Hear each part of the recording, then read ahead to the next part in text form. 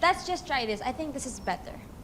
Sa bawat sandali natutulala, bakit ganito? Ikaw nasa isip ko, hanggang panaginip, ikaw ang katabi.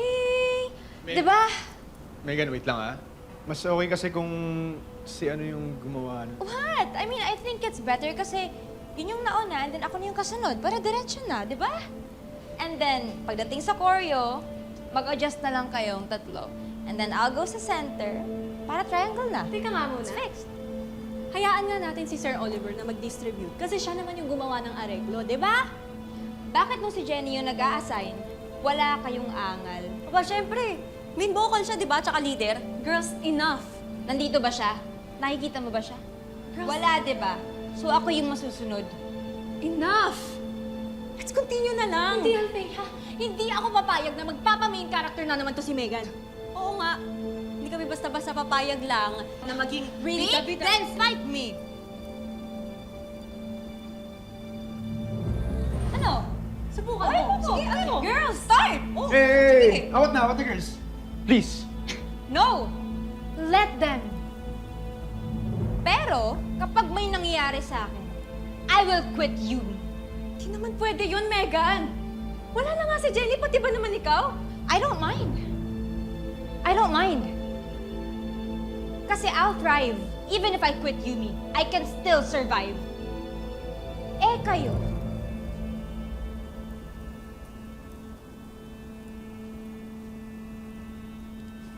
so be nice to me. Kasi kapag umalis ako, wala nang Yumi. Kung ganun yung mangyayari, saan kayo pupulutin? Walang ganun. Hindi naman mangyayari yun. Try me. Charity case na nga lang kayo sa akin. Kaya magpakabait kayo. Or else I'll leave. At babalik kayo sa kalsada na pinanggalingan nyo. Makaasta kasi si Megan eh. Damang-dama. Naging official lang na leader ng Yumi. Dinaig pa yung CEO. Shhh! Ang dayong dadain, San. Alam mo ba meaning ng CEO? Oo, O ano? Oh. si Miss Monica. Chief Executive Officer. Huwag na lang tayo magreklamo. Ano? Papayag ka na lang na maging charity case ng hambog na yon? Tatanggapin na lang natin yon? Ano, Insan? Sorry, Insan ah. Eh kung yung ibig sabihin ng pagiging charity case, makapagtapos ko ng pag-aaral yung mga kapatid ko. Matutustusan ko yung disenteng bahay na tinitira nila ngayon.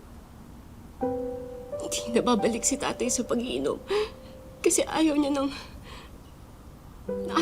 may masabi sa Yumi ang anak eh. Proud na proud sa akin yan eh. Baka kaya ko naman maging charity case.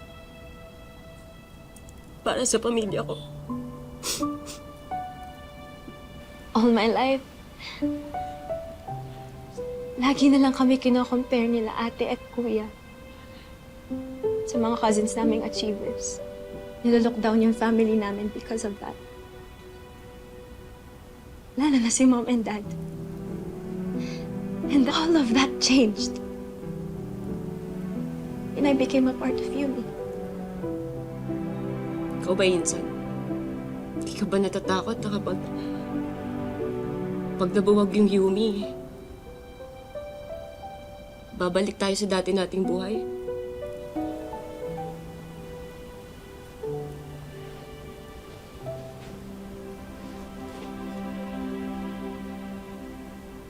Hindi na nga kami yung tigahugas ng pinggan kada may handaan sa mga kamag-anak.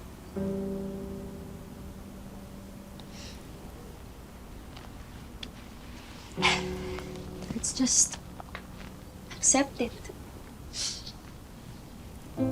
Hindi natin kaya ng tatlo lang tayo.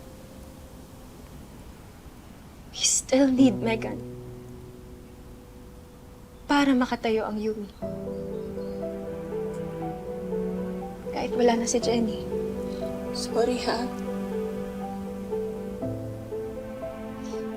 Eh, ang hirap lang kasing tanggapin na si Megan na yung magiging leader natin forever. Iba pa rin kasi si Jenny.